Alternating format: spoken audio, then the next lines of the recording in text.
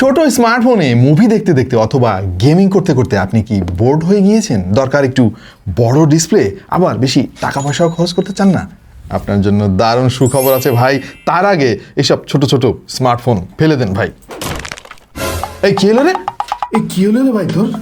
ও ভাই কি হলো তোর? ভাই আপনি কামটা করছেন কি? আমার মাথাটা বাড়াই গেলাইছে।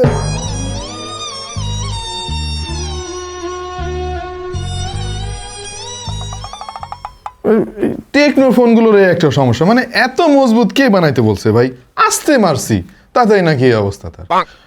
যাই হোক, মানে যে কথা বলতেছিলাম, একটু বড় সাইজের ডিসপ্লে দরকার, টাকা পয়সা পকেটে কম আছে, আবার ভালো পারফরমেন্সও দরকার। আপনার জন্য টেকনোর মেগা প্যাড এসি মার্কেটে চলে এসেছে এবং আমাদের দায়িত্ব হচ্ছে এই ট্যাবটা অথবা প্যাড, যে নামে ডেকে আনন্দ পান ডাকতে থাকেন, অসুবিধা নেই। আমাদের দায়িত্ব হচ্ছে এই ট্যাবটা কেনা ঠিক হবে কিনা, এই বাজেটে কতটুকু ভালো পারফর্ম করতে পারতেছে এবং মার্কেটে এই কাছাকাছি দামের কি কি ট্যাব আছে, তার সঙ্গে এইটার পার্থক্য কোথায়, এইটা নিয়ে অ্যানালিসিস করা আর আপনাদেরকে একটা ধারণা দেওয়া।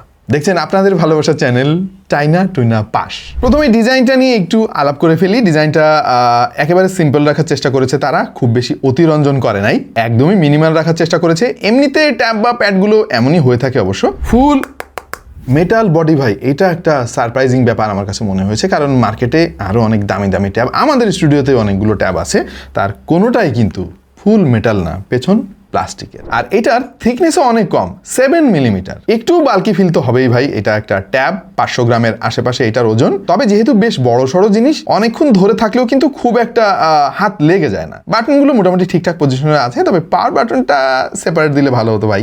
এইটা খুবই বিরক্তিকর মনে হলো আমার কাছে, তাও আবার দিয়ে রেখেছে ওপরের দিকে, মানে ট্যাব লক করতে গিয়ে প্রত্যেকবার আমার ওই ভলিউম রকারের উপরে হাত চলে যাচ্ছিল। বাদিকটা একেবারে খালি আছে, পাওয়ার বাটনটা বা ভলিউম রকারটা বাদিকে দিলে কি সমস্যা হতো। আরো একটা এক্সট্রা বাটন তারা দিয়েছে, এটা নাম হচ্ছে এআই অ্যাসিস্ট্যান্ট বাটন। তবে এইটা একটা আকাইম্মা বাটন ভাই, মানে এআই আমি এই 20,000-21,000 টাকা দামের ট্যাবে মানে কি দরকার আছে আমি জানি না। তবে এটা যদি কাস্টমাইজেবল বাটন হতো তাহলে অনেক কাজে আসতো। ধরেন আমি প্রেস করলাম, ক্যামেরাটা ওপেন হলো, অথবা ইউটিউব ওপেন হলো বা ফেসবুক ওপেন হলো, যা একটা কিছু হতো আর কি। এইরকম কোনো সুবিধা তারা দেয় না এখানে। ওভারঅল এটার ডিজাইন খুবই কম্প্যাক্ট এবং হ্যান্ডি মনে হয়েছে আমার কাছে, আর যথেষ্ট সলিডও মনে হলো। দামটা আপনাদেরকে বলা হয় নাই এখনো।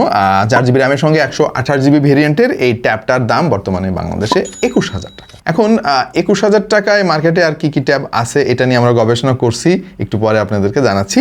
বাট আরেকটা ভালো জিনিস বলতে চাই তার আগে, আর সেটা হলো বাজারে এই আশেপাশের দামের যত ট্যাব আমরা রিভিউ করেছি বা এক্সিস্ট করে, খুব কম ট্যাবে কিন্তু সিম কার্ড সাপোর্ট রয়েছে, মানে আপনি বাইরে গেলেও ইন্টারনেট ব্যবহার করতে পারবেন। এই সুবিধাটা কিন্তু ম্যাক্সিমাম ট্যাবে নাই, দামি দামি ট্যাবে কিন্তু আরও মোটেও নাই ভাই। সো এখানে তারা একটা ভালো কাজ করছে, হাইব্রিড সিম কার্ড স্লট দিয়েছে তারা, 2টা সিম কার্ডও ইউজ করতে পারবেন বা একটা সিম কার্ড একটা মেমোরি কার্ড। ডিসপ্লেটা সুন্দর, ফুল এইচডি প্যানেল তারা এখানে ব্যবহার করেছে। এটা একটা আইপিএস প্যানেল, 11 ইঞ্চি সাইজের, আর রিফ্রেশ রেট হচ্ছে 90 হার্টজ। পিক ব্রাইটনেস হচ্ছে 440 নিটস। আউটডোরে একটু ঝামেলা মনে হতে পারে আপনার কাছে, তবে ইনডোরে আসলে খুব একটা প্রবলেম আমরা ফেস করি নাই।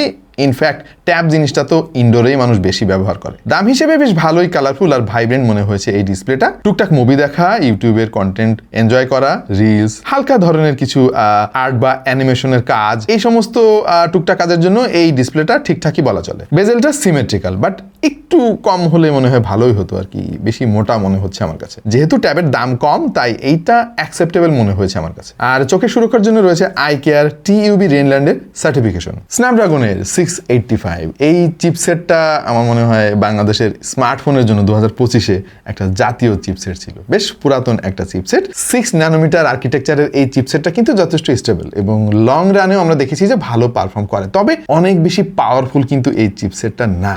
ট্যাবের জন্য আমার কাছে ওকে মনে হয়েছে, অন্তত যদি আপনি বলেন যে G99 বা G85, তার থেকে অন্তত 685 অনেক অনেক ভালো। 685 এর একটা ভালো দিক আছে, আর সেটা হলো এর যে GPU 610, এটা কিন্তু 1260 মেগাহার্জ স্পিডের, যেটা একটা ট্যাবের জন্য খুবই দরকারি। কারণ হচ্ছে ট্যাব মানুষ কেনে হচ্ছে বেটার ভিজুয়ালের জন্য, যেটা এই ট্যাবটা এনশিওর করবে। র্যামটা একটু কম মনে হয়েছে আমার কাছে দাম বিবেচনায়, অবশ্য কমপ্লেন দেওয়ার সুযোগ নাই, কারণ র্যাম এবং স্টোরেজের সংকট যে কোন পর্যায়ে চলে গিয়েছে সেটা আমাদের এই ভিডিওটা দেখলে বুঝতে পারবেন। সো এখন এরকমই দেখতে হবে ভাই আমাদের, মানে 4GB 6GB ম্যাক্সিমাম, 6GB দিলে তো এটার দাম আরও বেড়ে যেত। বাট ভালো ব্যাপার হচ্ছে তারা এখানে UFS 2.2 ইউজ করছে, মানে ইএমএমসি ইউজ করে না আর কি। মানে হতে পারে ভবিষ্যতে আমাদের এই দামে ইএমএমসি স্টোরেজও দেখা লাগতে পারে। এসডি কার্ড ব্যবহার করে এটাকে আপনি 512 জিবি পর্যন্ত বাড়াতে পারবেন।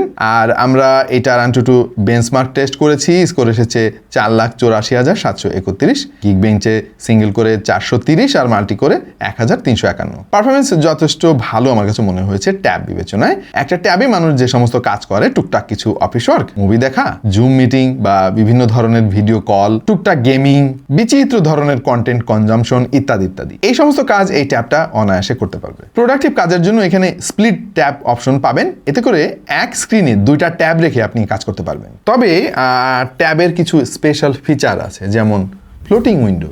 এই জিনিসটা কিন্তু আমি এখানে মিস করেছি, এইটা টেকনোর উচিত ছিল দেওয়া। অনেক কম দামি ট্যাবেও কিন্তু এই জিনিসটা আমরা দেখেছি। মানে ট্যাবের ইউজ কেস সিনারিও তো একটু আলাদা, ফোনের কাজ একরকম, ট্যাবের কাজ আরেক রকম। এখানে বিশেষ কিছু ফিচার লাগে আর কি, অন্যান্য ট্যাবে আমরা দেখেছি। টেকনোর এখানে কাজ করার প্রচুর সুযোগ রয়েছে। ফ্লোটিং উইন্ডোটা খুব দরকারি ট্যাবের জন্য। যেহেতু এই ট্যাবের র্যাম মাত্র 4 জিবি, সুতরাং মাল্টিটাস্কিং করে খুব একটা শান্তি পাবেন না। এতে ওএস হিসেবে থাকছে স্টক অ্যান্ড্রয়েড 15। এই ট্যাবের সফটওয়্যার নিয়ে কিছু কথা আমার বলার আছে। টেকনো ট্যাবের দুনিয়ায় নতুন, খুব ভালো কথা, তারা বাংলাদেশে ট্যাব বিক্রি করবে, বাট ইউআইতে একটু নজর দেওয়া দরকার তাদের। অ্যান্ড্রয়েড 15 তারা দিয়েছে out of the box, that's fine. 16 যদিও আমরা আশা করেছিলাম, কিন্তু ইউআইটা তারা ইউজ করেছে স্টক অ্যান্ড্রয়েড। মানে এইটাতে অনেক লিমিটেশন আছে ইউআইতে। হ্যাঁ, কারণ হচ্ছে টেকনোর যে হাই ওএস ওইটা বেশ পপুলার আজকাল এবং অনেক ফার্নিশড হয়েছে। তাদের ফোনগুলোতে আমরা দেখি চমৎকার পারফর্ম করে এবং ব্লটওয়্যারে তেমন কিছু থাকে না। বাট ট্যাবের জন্য তারা মানে আলাদা কোনো ইউআই এখনো পর্যন্ত ডেভেলপ করে নাই, সুতরাং স্টক অ্যান্ড্রয়েডই একমাত্র ভরসা।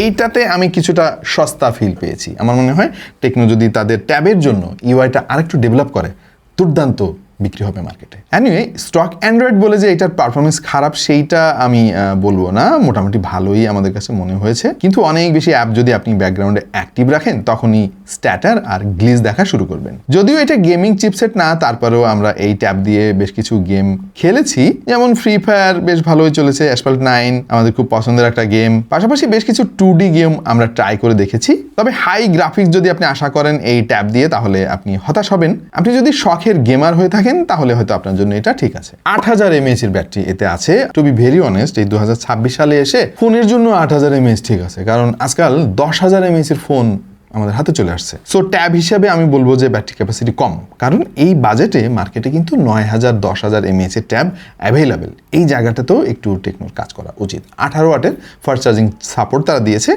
I think it's dissent.